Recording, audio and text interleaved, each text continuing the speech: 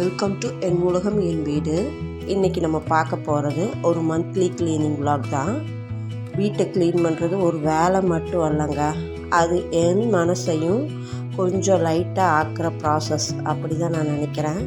இந்த க்ளீனிங் வேலை பண்ணிகிட்டு இருக்கும்போது அப்படியே என் மனசு ஏனோ என்னோடய வாழ்க்கையில் நடந்த ஒரு சில விஷயங்களை ரிவைண்ட் பண்ணிச்சு.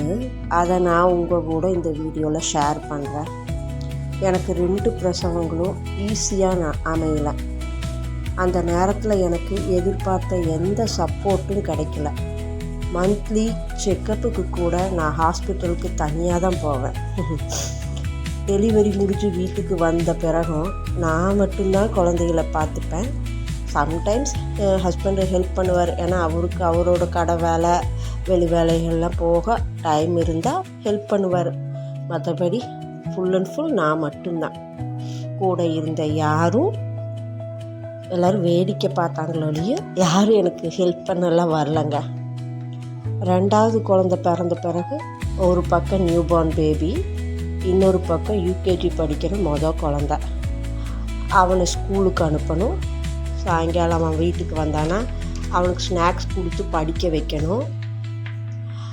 அவன் ஸ்கூலுக்கு போயிருந்த கேப்பில் மற்ற வீட்டு வேலைகளை நான் பார்க்கணும்.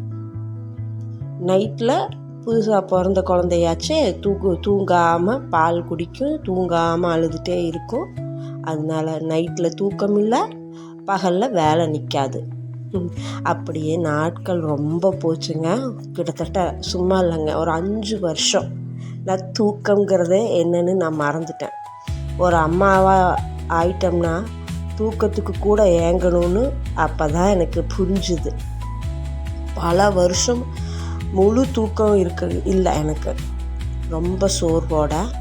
ஆனால் மன வலிமையோடு என் பசங்களை நான் வளர்த்தேன். இந்த வீடியோ பார்க்குற ஃப்ரெண்ட்ஸு இதே மாதிரி ஸ்ட்ரகிள் பண்ணிட்டு இருந்திருக்கலாம், இப்போ இருந்துட்டு இருக்கலாம். ஆனால் ஒரு விஷயத்தை ஞாபகம் வச்சுக்கோங்க, இதுவும் கடந்து போகும். உதவி இல்லைன்னா வாழ்க்கை நின்றுறாதுங்க.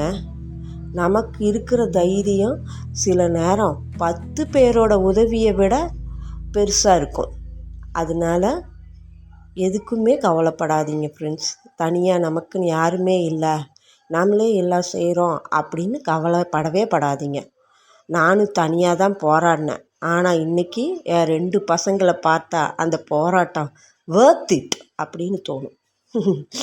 நான் கடந்து வந்தேன், நீங்களும் கடந்து வருவீங்க ஃப்ரெண்ட்ஸ். உங்களை நம்புங்க, உங்கள் உழைப்பை நம்புங்க, உங்கள் குழந்தைகளை நம்புங்க. வாழ்க்கை நிச்சயம் மாறும்.